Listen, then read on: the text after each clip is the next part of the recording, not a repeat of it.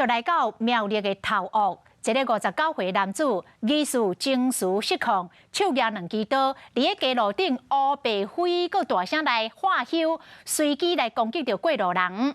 有2个70外岁太太，互去挥着来受伤，一个是挥着头壳，一个挥着手骨。警方赶到场，用咸椒水、甲警棍、甲制服，赶紧甲2个受伤的太太送病院。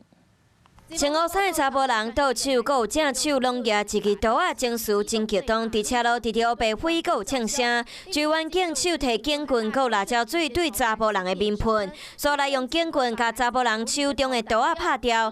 这个时阵，另外2位员警掠着机会，随去甲压制，甲查甫人铐起来，带转去警察局。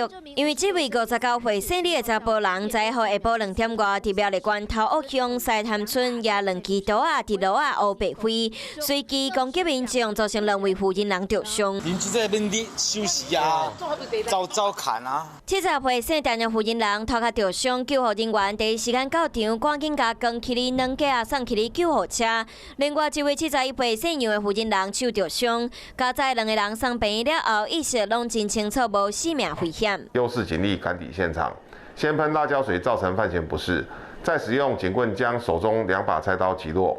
远警一拥而上，当场制服犯嫌。